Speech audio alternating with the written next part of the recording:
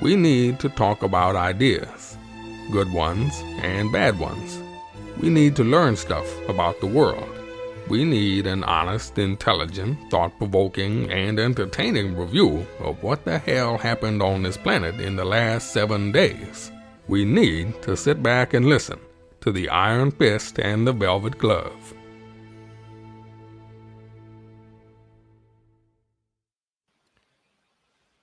Hello and welcome back, dear listener. Yes, episode 469 of the Iron Fist and the Velvet Glove. A full panel is present and accounted for this episode. I'm Trevor, the Iron Fist, over there in regional Queensland. Scott, the Velvet Glove. How are you, Scott? Not too bad, thanks. G'day, Trevor. G'day, Joe. G'day, listeners. I hope everyone's doing well. And, of course, Joe in the Dutton electorate of Dixon. How are you, Joe? Evening all. Right, tonight, we're going to talk a little bit about the federal election in Australia, maybe look at some policies, look at some polls, and then Israel is starving the Palestinians in Gaza. We should talk about that. And then there's the whole tariff saga with Trump and China and the rest of the world and what's going on over there. There's enough there to fill in a couple of hours of just Trump craziness, as he promised to do when he got elected for the second time. And it's hard to just, I didn't think he meant that he was actually going to do it. Yeah. Yes, from the what is it? The leopards are eating my face party, whatever it was called. Yeah. So yeah. If you're in the chat room, say hello. John's there. Good on you, John. And we'll try and incorporate your comments if we can. So the last couple of episodes have been good fun, a little bit different. We had the boys from the Socialist Equality Party initially, and then last week we had Cameron Leckie from Australia's Voice. Scott, you liked the sound of what Cameron Leckie had to say. Yeah, I did, actually. I was quite impressed with him. I thought he had a thorough knowledge of what he was talking about. He didn't seem to and ah or anything else. He said that the policies of the party and everything like that are still being developed, which I appreciate. He didn't actually say, oh, we'll do this, we'll do that, and everything like that without any sort of eye on the future or anything else. He did say that he was looking to improve the country, which I agreed with wholeheartedly. I thought he was a very good bloke. So yeah. I did actually vote for that party in the Senate, which because I've already voted. There you go, Cameron. If you're listening, you got to vote as a result. Well, the party got a vote. So yeah, I'm not sure how long it'll filter down to him. But anyway. Right. Very good. Scott, I thought it'd be right up your alley, that party, because he said they were positioning themselves, or Fatima Payman had them positioned somewhere between the Greens and Labor. Yeah. And given that they're not saddled with a history of things that have annoyed you in the past, like the Greens have, then that's just right up your alley, really. Just a sort of a softer Greens without a history of disappointment for you. Yeah, I suppose. It's just that, like, going through this vote compass thing, I disagreed with the Greens 17% of the time. I agreed with them 83% of the times. I disagreed with the Labor Party 39% of the time. Agreed with them 61% of the time. Disagreed with the Liberal Nationals 64% of the time. Agreed with them 36% of the time. So hang on. Which party did you agree with the most? Probably the Greens. Oh, yeah. No surprise there. Yeah, but I cannot vote for them. I cannot vote for them let me give some context to this shameful behaviour over their housing infrastructure. Yeah. Anyway. Let me give some context. So you're talking about Vote Compass. Yes. So the ABC runs Vote Compass every election, where they basically ask you a series of questions about different issues and get your response, and then they match it up with the policies of the parties and then describe where you sit based on your answers, which party you're most closest to, whatever. So it's a good exercise to do, dear listener, if you're not sure of where you stand. So what did I have here for Vote Compass? So Yeah, this would be me, I think. Yeah, I'll just change that to this one. So that was me. I was between the Greens and the ALP, closer to the ALP than to the Greens. So that's where I was positioned. And Joe, an almost identical spot. So that was interesting. Joe and I may have had different answers, but overall ended up in the same spot.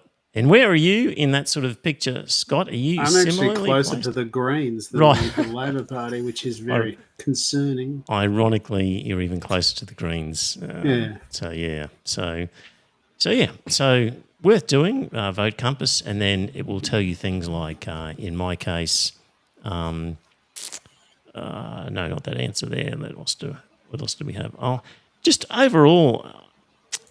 Let me just backtrack a little bit, dear listener. Just in terms of the current polls, it's got Labor ahead. I had predicted. I thought Dutton was going to sneak in on this election. I just associate with a lot of boomers and a lot of ex-Victorians, and they all just seem to be heading towards Dutton's way. But it looks like I'm going to be wrong on this one. But anyway, he might even have trouble holding his own seat. Yeah, I did see. Again, we can only hope. Yeah. It's a 1.7% margin on the last election. So we'll see. And in the same poll, actually, so two-party preferred had Labor on 53.5, Coalition 46.5. So a solid ALP victory looming. In terms of just your first vote, Labor, according to the polls, gets 33%, Coalition 31%, Greens 14%. Not bad. Which will push the Labor Party over the edge. One Nation 10.5, and There's a worry. the theory seemed to be that people who are not happy with the Dutton coalition are heading over to One Nation. So 10.5% of Australians ready to put One Nation as their first preference, it seems. Why? They read the Murdoch press, obviously. Yes, Because they're anti-immigration, they're pro-coal, Yes. they're anti-woke, Yes. and Anti- because they believe that the Oxley moron is the person to vote for. Yeah. Yeah. So that's it. And 2%, trumpet of patriots, according to the poll. At least 2% of Australians. You guys been getting the text messages? Yeah. I've received 6 so far. Right. Well, I've already put mine into spam, so I don't know how many I've No. received. So every time I report it as spam, report and block, they use different numbers. They come through a third-party service. Yeah. It's like spamming me with 6 messages makes me no more likely to vote for you. In fact, if anything, it makes me less likely. It's one of those things, like, he's actually taking lying to the electorate and to an art form. He's Clive Palmer. He's actually lying. Allegedly. Yeah, right. Yeah, okay. He's allegedly lying to the electorate. Yes. And I just cannot believe that he's got any of those sorts of vote. This is the man who is trying to sue the Australian government for billions of dollars, having registered his company in the Singapore and is using the investor state dispute resolution clauses to just try and rip the country off of billions of dollars, claiming to be a patriot of Australia. Well, he's like Trump is a patriot. Yeah. So anything that's pro his increasing his personal wealth and screw everyone else. Yeah. In the chat room, I think, let me just see. I'll get a different look here because I'm looking at the screen. John, he did the vote compass and came out green, then red. Green, then Labor. So if you've done vote compass, let us know. Yeah. So that's a little bit about the polling, at least, for the upcoming election. And what else did I see there that interested me? Let's just get to What's this one? That was my agreement there, but I think I've got gender. Maybe it's in my notes. I didn't put it up on the screen. Bear with me a second, dear listener, while I get back to where I was. It also depends whether you put weighting in, because you can weight how much you care about the questions. How important the questions are to you. Mm-hmm. Yeah, yep.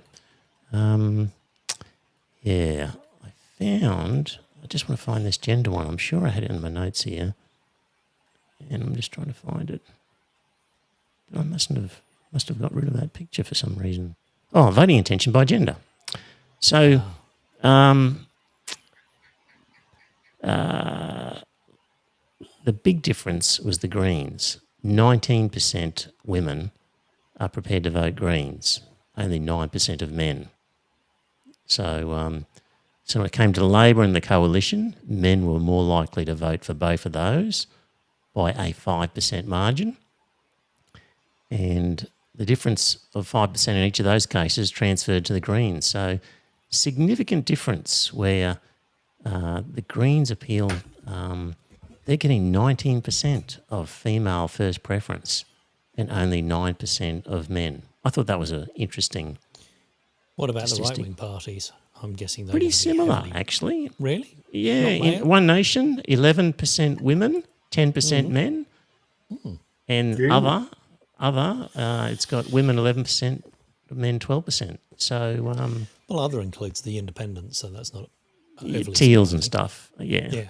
So that makes sense. But yeah, in terms of One Nation, yeah, 11%. So I decided to have a look at the lower house parties on my ballot yes. and have a quick look at their policies. Oh, yes. And fascists, Family First.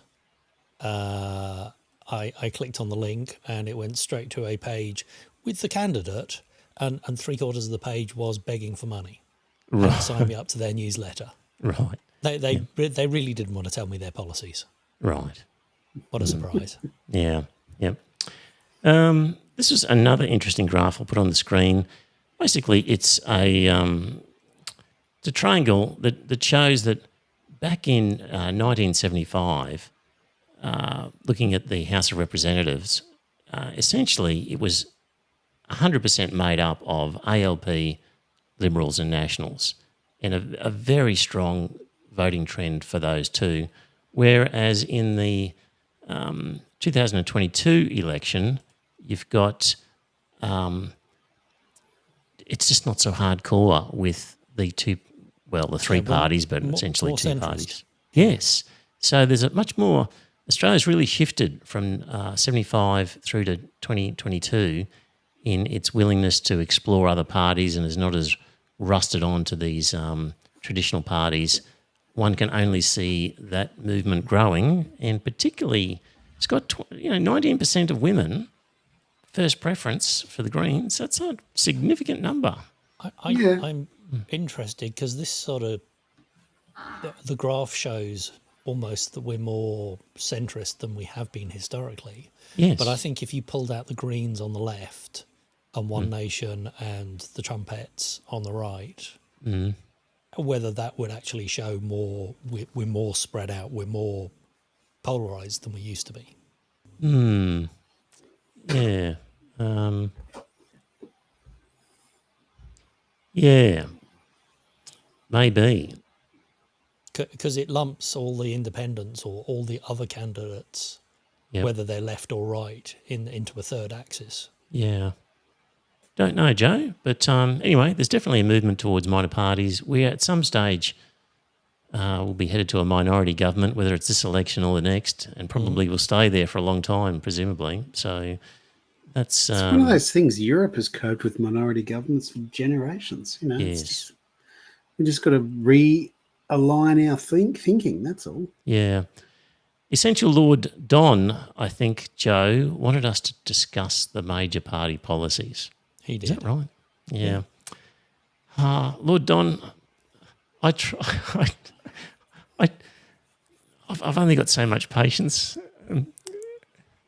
and tolerance, but I sort of figure these guys get all the air time that they want, and that's why I liked sort of highlighting the Socialist Equality Party and Australia's voice and any other minor party that would want to come on. So, I really see the government and the opposition as a duopoly that really are tinkering at the edges of major issues and are not significantly different, particularly on important things. Like they'll tinker at the edges about a few $1 million here or $1 billion there, yet both of them are prepared to spend $368 billion on goddamn AUKUS and get us potentially going to war against China. The vote compass, when you get to the results, it actually tells you of the 30 questions how each party would vote. And it's amazing how often the LNP and the ALP are aligned. Right. Yeah. So I just see them tinkering at the edges, particularly the LNP, the coalition with just some nonsense proposals. Scott, first home buyers, deductibility for mortgage repayments for the next 5 years, if you're lucky enough to be the group now who signs up. It's just that it's just going to amp up the prices of the houses because, both sides have done that. Yep. The Labor Party has tripped over themselves to offer 5% deposits to people. All that's going to do is just inflate the prices that people are prepared to pay, which is going to inflate the overall property prices. Yeah.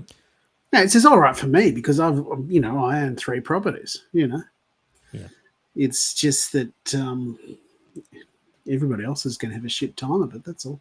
Yeah. So as I was looking at the opposition's policy page on the various topics, and essentially what they would be saying is almost like Trump. Every tweet you read from Trump still talks, first of all, complaining about Biden and Obama and what they did. And how these things wouldn't have happened if he'd been in power. Correct. And he still when you read the policy page for the opposition, it's the same thing. Labor has caused the housing crisis. Labor has caused the cost of living crisis. Like all this stuff that they start off with. And then they just give some airy-fairy response like, we'll fix the cost of living by our energy policy of, nuclear power. And you just go, for God's sake, you fuckwits. Like the nuclear power option in Australia is by far the most expensive, isn't going to be in place even if you tried your best for 20 or 30 years. And that's your cost of living policy, amongst others. It is so full of crap. I can't bear wading my way through it. Lord Don, you do it.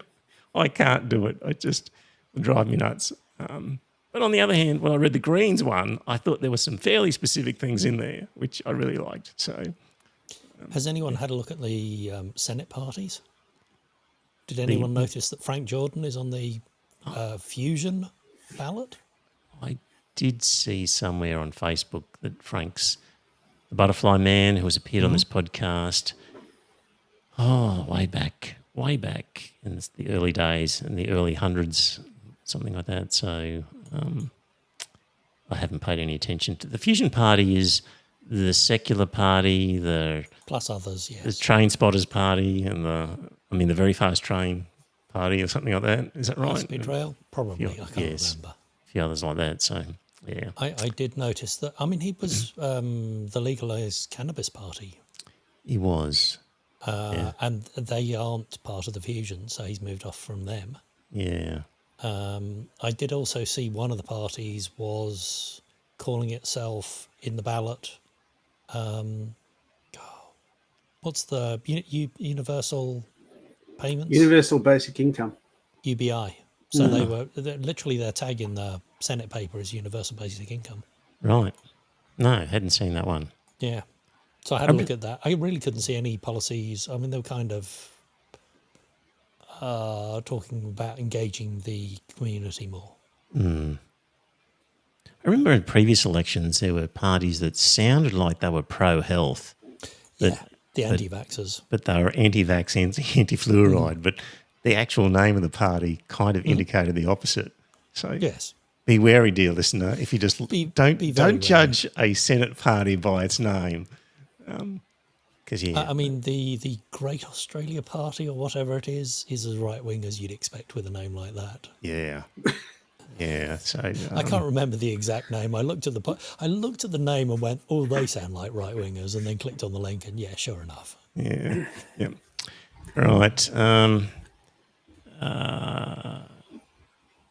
Yeah. Alex in the chat room. LNP looks like they're trying to intentionally strip young people of their super. Is that still one of their policies? Access your Yes. super. Access your super to buy your house, Yeah. Which just bumps up the price of the houses and Exactly. which is great Just- for them because they've got lots of investment properties. and destroys your super.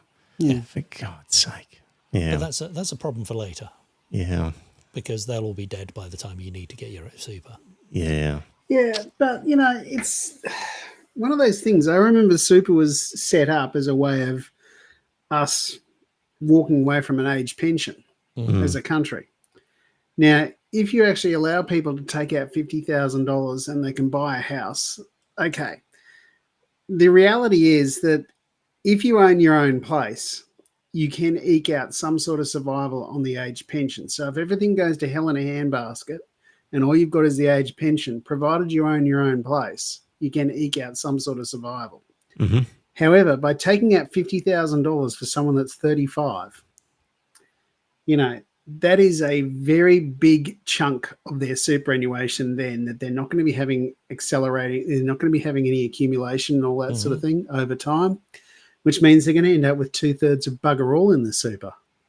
Yep. So I could sort of understand why some people are saying that it is a problem for later, because provided you own your own place, you can eke out some sort of survival. Surely we can aim higher. than I agree.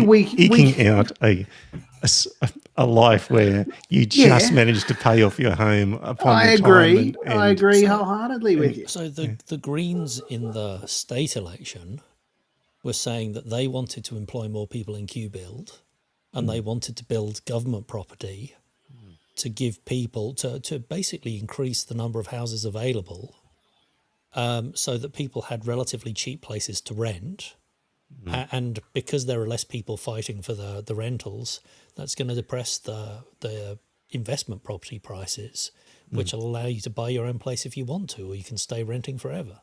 And that seems to be the only way, rather than trying to force the price up by doing weird shenanigans of giving people money so they can buy their first house, is to depress the property market. But of course, given that the average number of houses each MP owns is 2 point something, wasn't it? They're never going to do that because they've got their investment properties. Yeah, I suppose. Now, I think I don't know how the hell we're going to do it, but I think what we've got to do is aim for a very long period of stagnant growth in the property market. Correct. You do not want the price of properties to fall, because if you do that, that depresses the owners and that sort of stuff. They stop spending, which buggers up the whole economy. But do you honestly think we can build houses quickly enough to do anything other than slow down the rate of the increase? I don't know. No, It's one of those things. I'm just not sure of that. I'm just saying what an ideal situation would be is that you have a long period of stagnant growth. But I don't know how the hell we're going to engineer that. Because it'll be a problem if prices plummet. Absolutely. Yep, but it's a And it'll be problem if they keep going If they higher. keep going higher the way they are, then that is completely unsustainable. Now, if we end up with a property bubble that bursts at some point in the future, then we're going to all find ourselves in a world of hurt. Well, Scott, boomers are struggling at the moment because because their investments have taken a bit of a hit. The share market has struggled because of what Donald Trump's done. So I saw a tweet, bit of advice to boomers for this. Dear boomers, I heard your retirement funds have taken a bit of a hit. I'd like to offer some advice. Pull yourself up by your bootstraps. Hard work pays off. Stop buying so much avocado toast and fancy lattes. Get an entry-level job to get your foot in the door. Walk into some stores and hand them your resume. Live within your means, cut out the fancy stuff. Save every penny, put it in a savings account and watch it grow. Quit wasting money on all those subscription services. Just walk into your boss's office and ask for a raise. Pack a lunch. You don't need to eat out. Put $20 a week in a jar. You'll be surprised how fast it adds up. Hope this helps. Yours sincerely, each following generation that you've fucked over.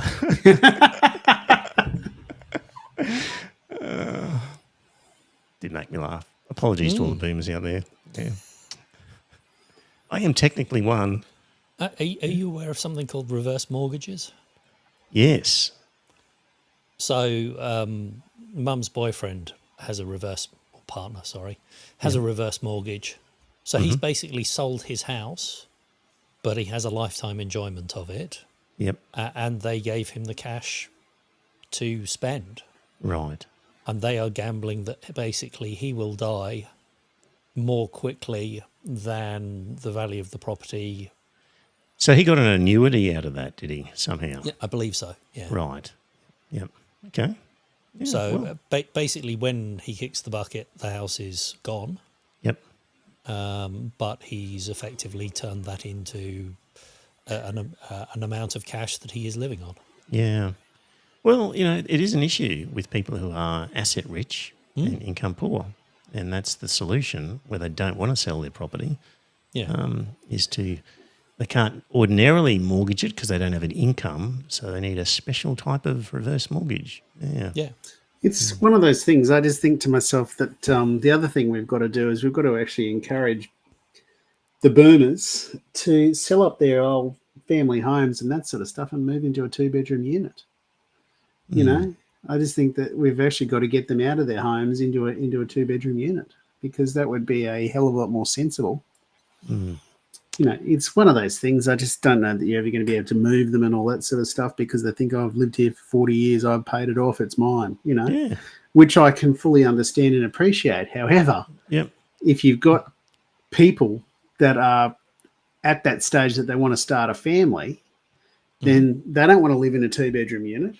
They want to live in a 4-bedroom house or a 3-bedroom house or something like that. And you've got boomers that are sitting there in 4 or 5-bedroom homes and that sort of stuff. They're certainly empty nesters, but they don't want to move. So I don't know what the answer is there. I just think to myself, well, one of the things I have always never understood is if you're going to have an assets test, why the home is exempt from the asset test. Now, Culture, Scott. I know. The principal place of residence is always exempt from everything. Yeah, I know. Australian culture. But that is one of the things that I think is ridiculous because it wouldn't take Current Affair very long to find that little old lady who'd been living in Vaucluse since the war and everything else, and she's on a pension, but she's in a several $1 million home. It's just one of those things. It's just.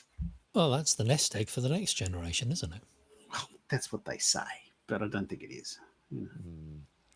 Yeah. So that's federal election coming up. Did you want to talk about that Anne Reid's comment, Joe, or not? I think realistically, I'm the only Dixon voter that is involved in the podcast, is listening to the podcast. So I don't know how much interest it is. Right. Yeah, fair enough. Okay. Look, we should talk about Gaza because we haven't for a while, and the Israelis are just starving them now. So I think it's coming up to 24th of April, add 4 days. We're getting close to 60 days that no food, water, medicine has entered the country. The Israelis are just stopping any of that stuff crossing in, so they're basically just relying on what stores they had prior to this blockade. And honestly, we're going to be seeing the other image of the Holocaust of just people who are just a bag of bones, who are just starving to death. There's now just increased cases of malnutrition. I mean, it was bad enough looking at these images of just toddlers and kids dead or dying, limbs blown off, all sorts of just horrible scenes. And now we're going to see them And cholera will be coming through soon. Yes, or probably already there. Just it's amazing those people have survived how they have. So it's not an accident. Like, that is the intention of the Israeli government. Israeli Defense Minister vowed on the 16th of April that Tel Aviv will not allow the entry of any humanitarian aid into the Gaza Strip. It's not up for debate as to whether they are really stopping this or not. They've declared they're intentionally stopping it. Mm-hmm. And the world just watches on again and approves. Donald Trump, one of his social truths, said, "I've just spoken to Prime Minister of Israel, Bibi Netanyahu, relative to numerous subjects, including trade, Iran, etc. The call went very well. We are on the same side of every issue." There's not going to be any help. It's going to fash. Yep. He's got his eyes on that Riviera of the Middle East in a Trump Tower in... No. The Nobel Peace Prize. Yes. He'll get it for stopping the war. Yes. So...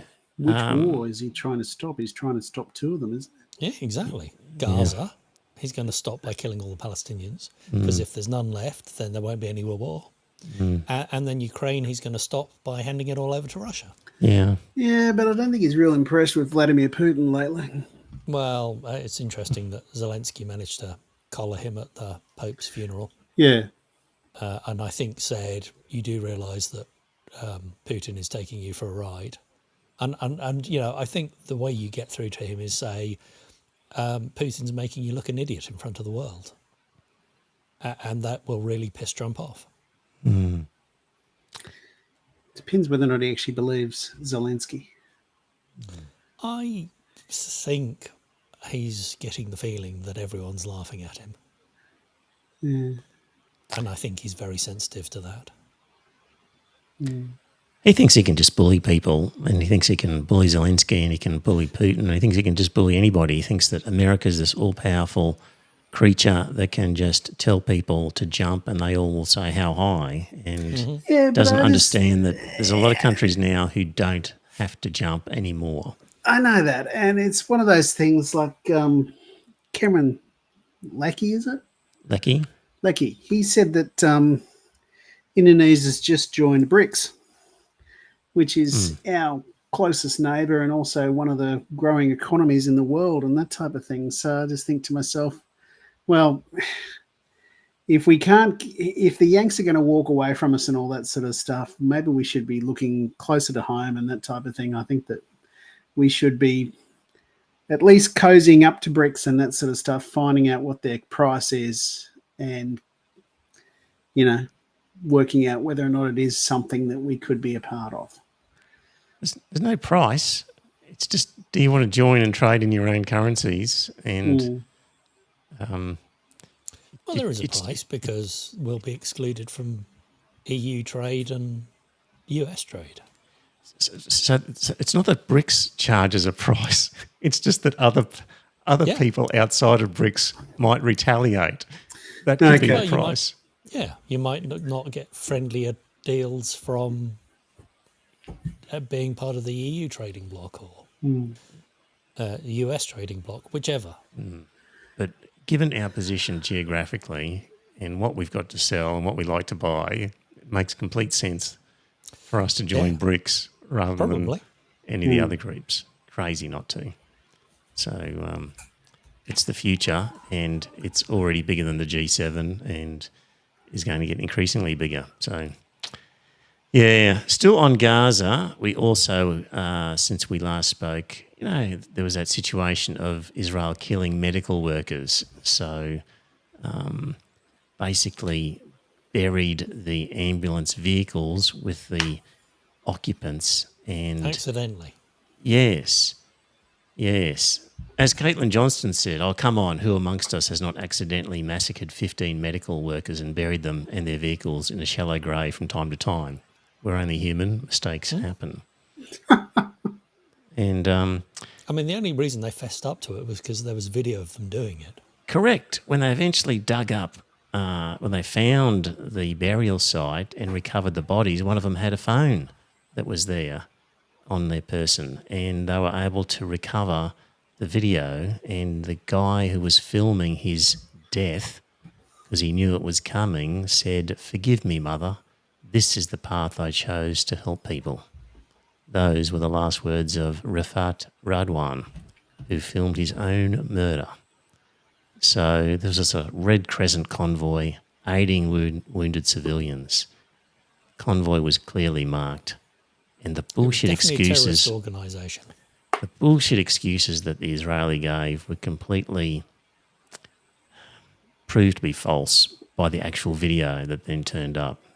And it's just another example of the craziness of Israel and what they're prepared to do. There is nothing that they will not do. The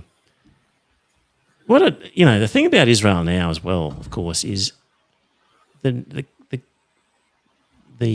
people who have been working in Gaza for the Israeli Defense Force and the stuff they've had to do, they'll come out of this completely insane. Like, you would not want your son or daughter to get together with somebody who's been involved with the Israeli Defense Force in Gaza. They will be terribly scarred and disfigured human beings mentally after what they've been through. Watched the documentary on the Einsatzgruppen.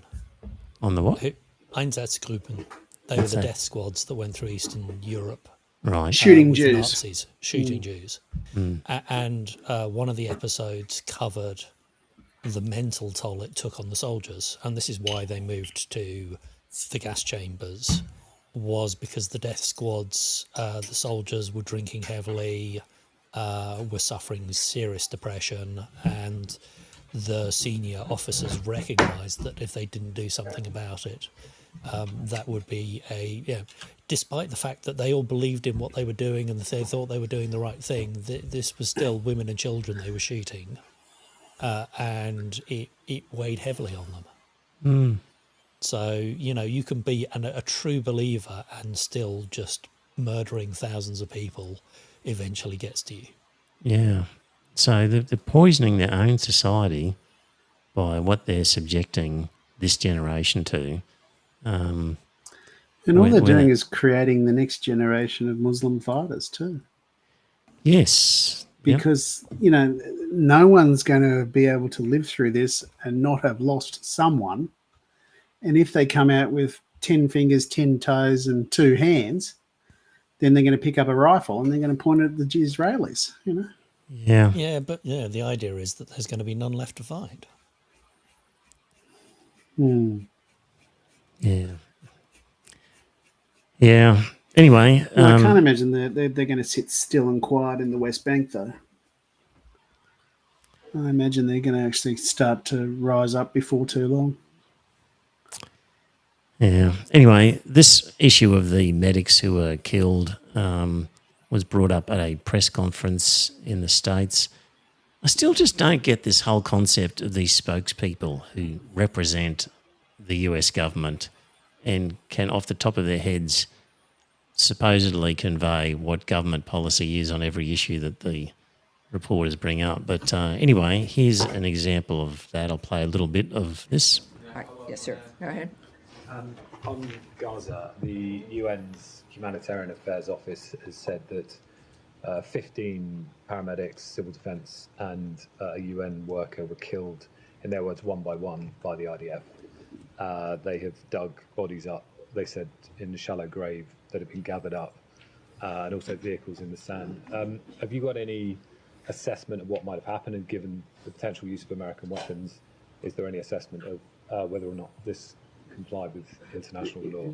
Well, I can tell you that for too long, Hamas has abused civilian infrastructure, cynically using it to shield themselves. Hamas's actions have caused humanitarians to be caught in the crossfire. The use of civilians or civilian objects to shield or impede military operations is itself a violation of international humanitarian law. And of course, we expect all parties on the ground to comply with international humanitarian law. But this is specifically a question on any. It's a question about accounting and accountability, given that it may have been the use of US weapons. So it's a question about the State Department rather than Hamas. Is there any action? Well, every single thing that is happening in Gaza is happening because of Hamas. Every single dynamic. I'll say again, I've said it. She goes on. So, Israel murders 15 medics, buries their bodies, and it's all Hamas's fault.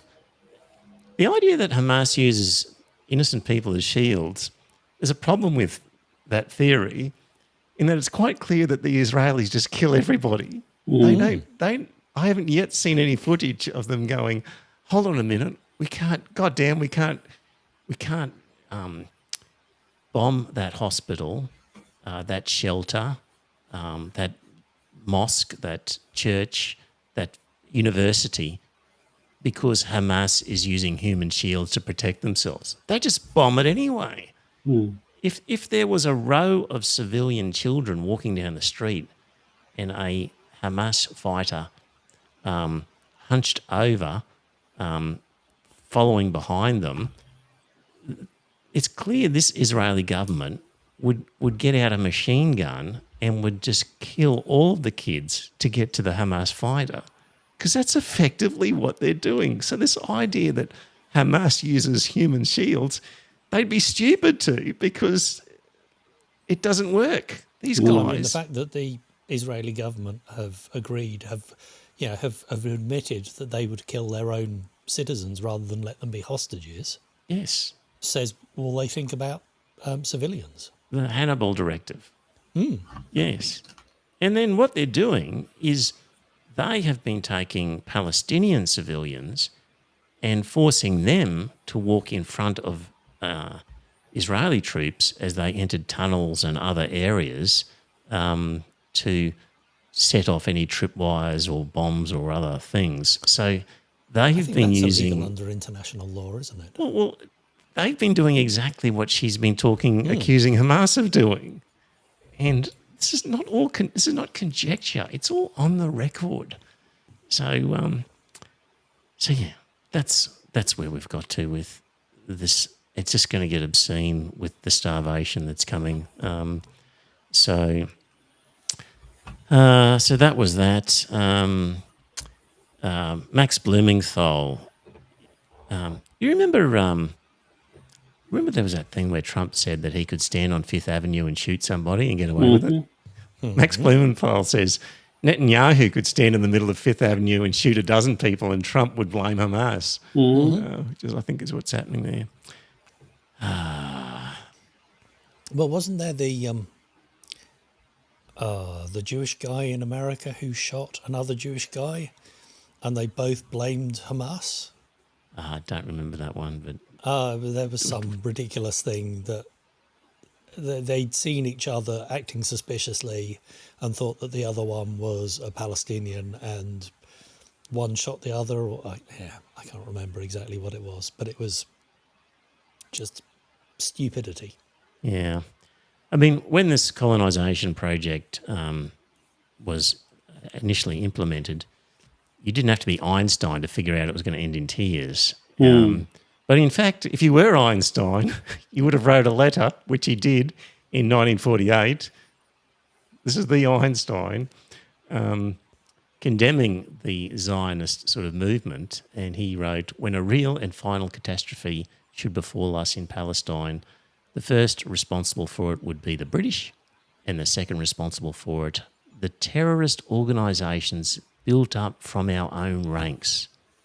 I am not willing to see anybody associated with those misled and criminal people. Like, he wasn't going to be part of the Zionist movement, but he... So when he says terrorist organisation, they were literally blowing up the British protectorate soldiers. Yes. So they were terrorists. He wasn't just saying Zionism is terrorism.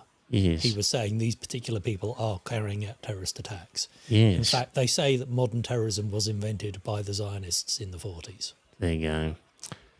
So Einstein could see all that happening and did not want to be associated with it. Mind you, some of the things he said, you could be in problem in terms of speech laws these days if you said the sorts of things that Einstein was saying, because he made a distinction between Zionists and Jews, and various people are trying to tell us today that that's not a valid distinction, and that people are using those words as a sort of a trickery, and therefore, if you do say you've got a problem with Zionism, you're really saying you've got a problem with Jews, and therefore a speech that purports to criticise Zionism is really anti-Semitic and must be stopped. So that's where we've got to. Okay. Scott, how are you going for time tonight? You're with us for an hour? And off Yeah, I'm off to bed in 15 minutes. Okay. So the whole tariff saga with Trump, which has kind of happened over the last few weeks. I did actually admire the way the Chinese stood up to him. Yes. And, Alone. say again. They were alone. They were the only ones. It's one of those things, like, you do have to admire them for some things. And this is one thing where they did actually stand on their own 2 feet. They raised their middle finger at him and said, well, fuck you. Fuck you. Yeah, Yeah. And then all those bloody memes and everything that was started in China, Yes. they were exactly bang on the money with these guys, because they're all overweight and everything else. They're having to sit there and work at things that they haven't done in decades. Yeah, they started using AI to recreate sort of factory floor conditions with fat Americans sewing things and looking very despondent and working and trying really to build slowly. iPhones. Yeah. Say again? And trying to build iPhones. Yeah, Yes. exactly. It's just... It was very cleverly done. Humour often cuts through, doesn't it? Yeah. And- It does, yeah. yeah. So Anyway, I did have to admire the way the Chinese stood up to the Americans, and God knows why, but, Albanese over here, he's being so limp-wristed towards them and all that sort of stuff. I think he But should all be governments are. Yeah, I know, but don't you think that it would be, at this time, rather than talking about making rare earths that Australia's got as part of a deal to protect Australian and get the tariffs off our stuff over there, we should have actually said, no, those rare earths are over here, they're staying here, and if you want them, you're going to come over here, you're going to pay for them, you're going to pay top market value for them, and then you can take them back to your own country and pollute that for refining them. there's any number of things we could have said to them. You want these American army bases here? You want Yeah. Pine Gap? You want us to continue with AUKUS? Like, Yeah. you could have said anything. Anything. Had they have actually said that, to him, well, I don't think, I think we should actually just say to them, I think Jackie Lambie's actually said it, that it's time for them to piss off out of Pine Gap. It's time. The part I really liked was basically there was a tit-for-tat exchange of increased tariffs, like, 30, 60, 90, 120, and it just was sort of a tit-for-tat process. And at one point, the Chinese said that so this was when China raised the tariffs from 84% to 125%. To match And the China- US ones. That was the retaliatory tariffs by China imposed on US goods. They reached 125%. And China said, given that there is no possibility of market acceptance for US goods exported to China under the current tariff level, 125%, China will ignore any subsequent tariff increases by the US on Chinese goods.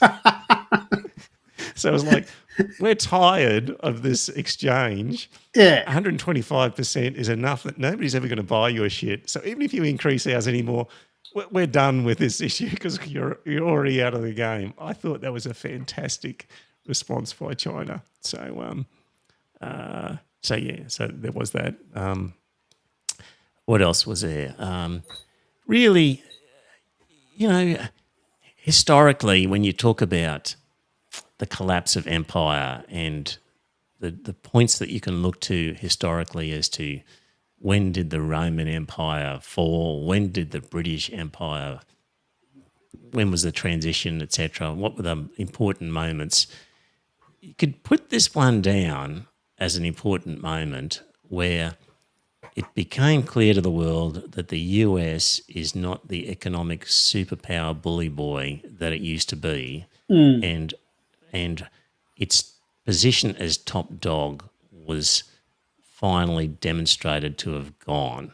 And this tariff episode demonstrates that historically. Like in 100, 200, 500 years' time, when they're looking back on the fall of the American empire in key moments, this will be one of them. Yeah, Yeah, exactly. well, I mean, the European Union has a bigger population. It has a bigger economy.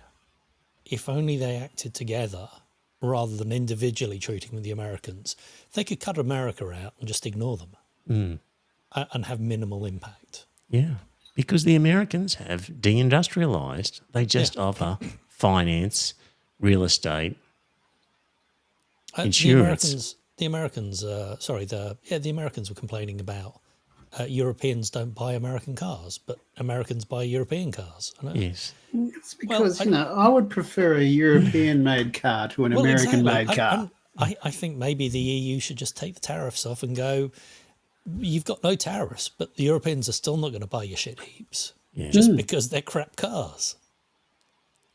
They're oversized. They're not, maybe they're cheap, but they're badly built and they're not economical. Yeah, exactly. They just pour out pollutants and that sort of stuff. They're not. But also fuel efficiency. I mean, Europe has some of the highest fuel taxes in the world. So, I moved over here. My small car over here is a 1.6 litre. Now, that's unheard of for a small car in Europe. It'd be a 1.2 at the best, maybe a 1.4 for a performance car. And, even a big car, a family car, is 2 to 2.5 litres. And over here, they're 4, 5, 6, and the same in the States. When we last spoke on this 3 weeks ago, I said I think it'll last 4 to 6 weeks, the tariffs, before he'll have to do a backflip. And almost the day after our podcast, he had to do a 90-day pause for everyone else except the Chinese. So I don't know how that goes in terms of our prediction. Scott's losing his connection. We'll keep talking anyway. But what was I saying? That I predicted 4 to 6 weeks and he'd have to do a backflip, and it ended up being about 1 week, and he had to do the backflip for everyone except the Chinese. And so, again, trying to get into the mind of Donald Trump requires you to look at his Truth Social truths. And on Twitter, I'm following something that basically reposts his truths. And this was what he said when maintaining the tariffs against the Chinese, but pausing against everybody else. Based on the lack of respect that China has shown to the world's markets, I am hereby raising the tariff charge to China by the United States of America to 125%, effective immediately. At some point, hopefully in the near future, China will realise that the days of ripping off the USA and other countries is no longer sustainable or acceptable. Conversely, and based on the fact that more than 75 countries have called representatives of the United States, to negotiate a solution to the subjects being discussed relative to trade barriers, tariffs, etc. And these countries have not, at my strong suggestion, retaliated in any way, shape or form against the United States, I have authorised a 90-day pause and a substantially lowered reciprocal tariff during this period of 10%, effective immediately. Thank you for your attention on this matter. So basically, because the Chinese stood up to them, well, it's up to 125. Everybody else, because you are good little vassals, we'll pause the big tariffs and we'll just put you on a temporary 10% tariff. It's like Oprah running around going, you've got 10%, you've got 10%. Yes. So So that's the nature of how they're treating people. And here's Besant. Who's Besant, Joe? Scott Besant. He's one of what's his official? He's the U.S. Secretary of Trade, isn't he? Let me just see if I can get his something like that. Treasury Secretary. Treasury Secretary. Yeah. Yeah. So, let's see how he describes Trump's actions and how the world has responded. This was driven by the president's strategy. He and I had a long talk on Sunday, and this was his strategy all along. And that, you might even say that he goaded China into a bad position. They responded. They have shown themselves to the world to be the bad actors, and we are willing to cooperate with our allies and with our trading partners who did not retaliate. It wasn't a hard message.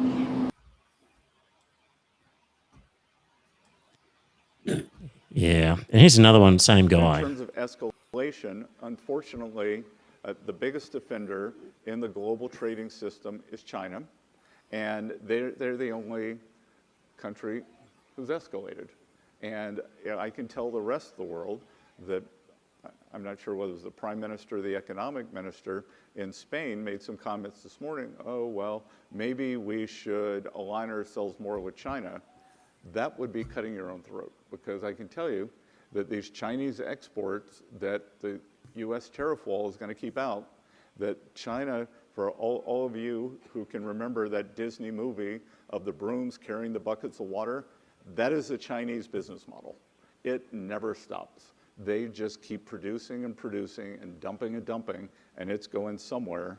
And I think, Rob, at the end of the day, that we can probably reach a deal with our allies, with the other countries that have been long-term.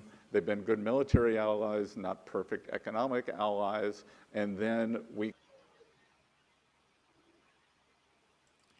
So we can approach China as a group. So the strategy is that you all Westerners out there and us will gather together and we will work together against China is the strategy. And he claims that Trump's mastermind stroke was to goad China into retaliating. Sure, Jan.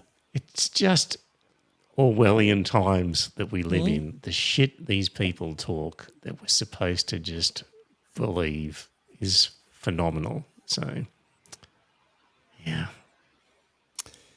Have you seen the North Korean news agency? I thought you were going to say North Korean soldiers in Ukraine. No. Have quoted the North Korean leadership as saying that the withdrawal of Ukraine from the Kursk region is a sign of how North Korean troops working with the Russian army have been very successful.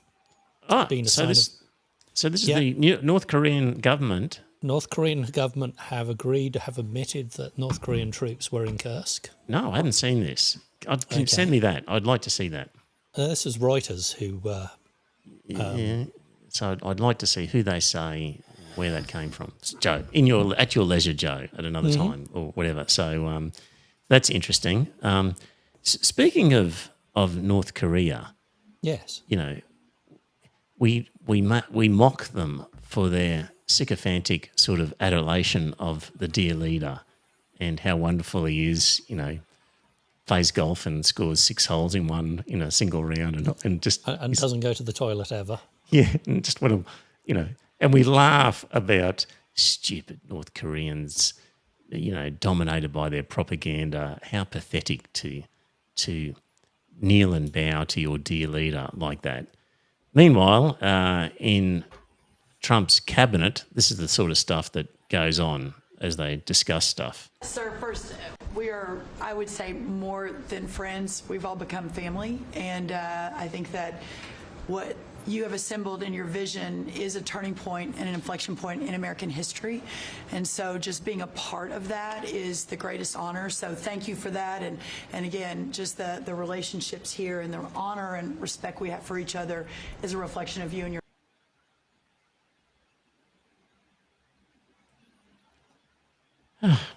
Well, it seemed to be cut short. Was that right? No, that's done. So, yeah. Well, He's yeah, surrounding everyone himself with knows that he sycophants. loves. Yes. Yes. Everybody in that room, as they were giving their presentations, started off with, Well, because they've all seen what happened in his last term to people who weren't sycophantic. yes. It's almost like, who was that dictator in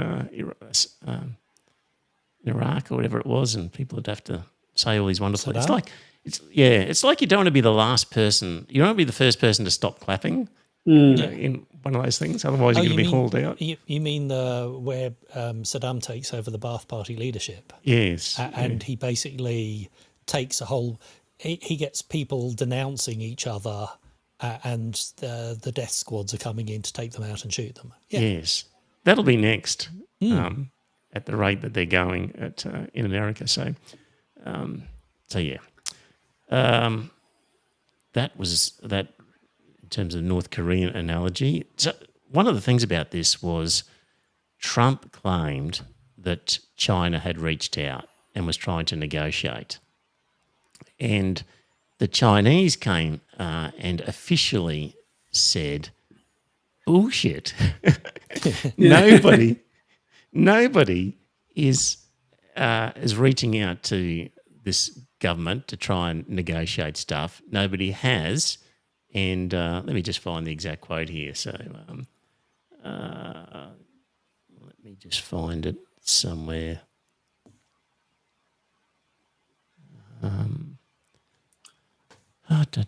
China and the US are not having any consultation or negotiation on tariffs. The US should stop creating confusion, the Chinese embassy in Washington wrote on social media. Is that the quote you're looking for? Thank you, Scott. Yes. No worries. And then Trump just insists that, no, we're talking to them. But the embassy is saying, we're not talking to it. Yeah. But this is the sort of shit, and he gets questioned by a reporter here about it. Yeah, please. A question on China. Can you clarify with whom the U.S. is speaking with China? They're saying it's fake news that trade talks are happening. Well, they had a meeting this morning, so I can't tell you. It doesn't matter who they is.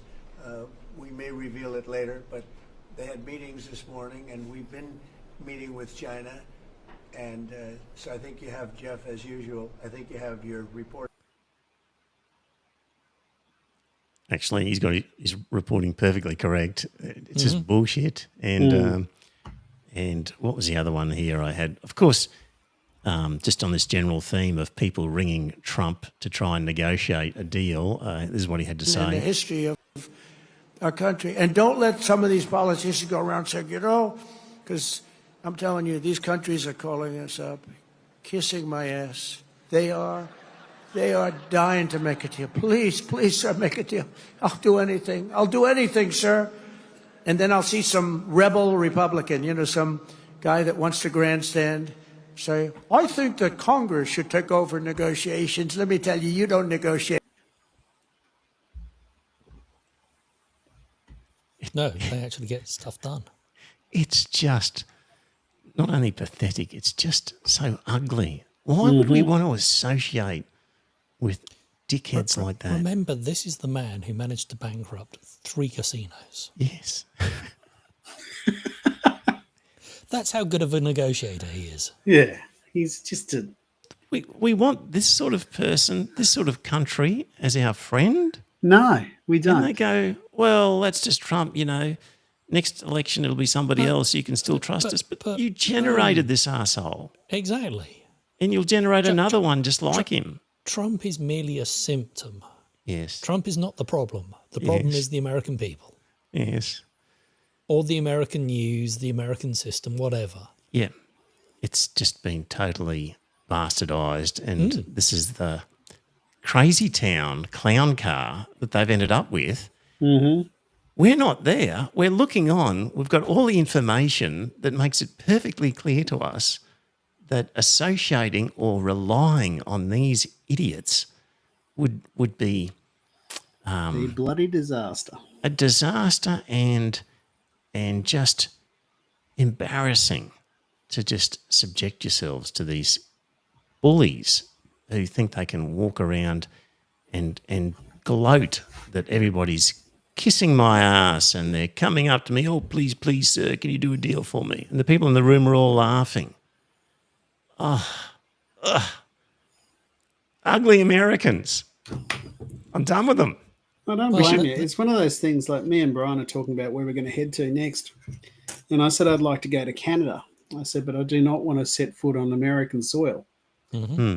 And he agreed with me. He said, because he actually told me that story about that Australian woman that was coming via Hong Kong. And she was questioned by the American border guards and everything like that. Well, why'd you come via China? Mm-hmm. And she said, well, I came over here on premium economy. They had the lowest price. So that's why they came. That's why she flew over there via Hong Kong. And they turned her around and sent her back home. Yeah, and there was German backpackers who arrived in Hawaii and hadn't pre-booked their accommodation or enough of it, and found themselves in one of these detention centres and, strip searched and thrown in a cell with all sorts of hardened criminals. And, this is how they're treating their friends, as if a German is needs to go to America and claim asylum or something and start start abusing their wonderful social security system. It's the same as over here. The vast majority of illegal aliens over here are POMs. And it's going to be the same in America. It's going to be white-skinned people who are the majority of illegal immigrants. Yes, but honestly, a couple of German backpackers, honestly. No, I mean, they're probably on their holidays. But yeah. So, no, last place I would want to go to. So, no, I wouldn't go to America at the moment. Apparently, they're demanding phones and computers and whatever, and then going through your social media to see if you've posted anything negative about Trump. Yes. Yeah, see, I'd be screwed. Yeah, exactly. Yeah. Because I've posted a lot of negative stuff about that bastard. Yeah. If you want to be careful, Scott, if you do get a flight to Canada and it passes over American territory and something happens where the plane has to take an emergency landing in the States. Yeah, well, you should start worrying. I would actually have to worry then because I just think to myself I'd end up being locked up. Yeah. Mm-hmm. It's... They haven't come for the gays yet. No, but they are going to. Yeah.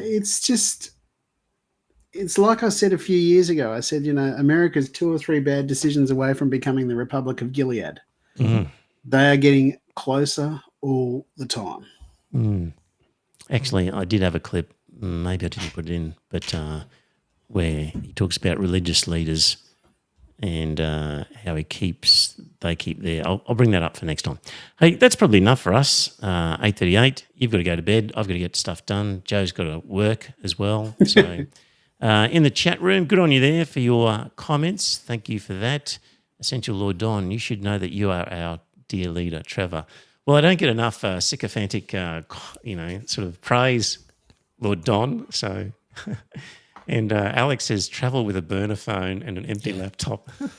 So I think we might have mentioned it last time. The European Union has now is issuing burner phones to all of their employees who are travelling to the United States on any form of diplomatic.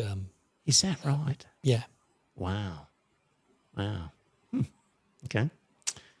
Right, Scott. Very good. Are you around next week? Yeah, I'm around next week. I just wanted to pick Alex up on something. Alex, the stamp duty that was removed in Queensland was on the stamp duty on shares. We still actually have to pay stamp duty on our housing when we sell it, when we buy it. Was there something for first-time buyers, though? I couldn't tell you about that. It's been a very long time since I was a first-time buyer. Well, exactly. Yeah. Hmm. I seem to remember there was something about first-time buyers. Yeah. John says, and 1 beer for me, Trev. Well, because I imagine he's asking for his beer after the North Koreans were exposed in Kursk. Yes, I've learned over time I want to check the sources first, John. See how we go. All right, we'll be back next week. Talk to you then. Bye for now. And it's a good night from him. And it's a good night from him. Oh, sorry. It's good night from me. We'll do that again, shall we? And it's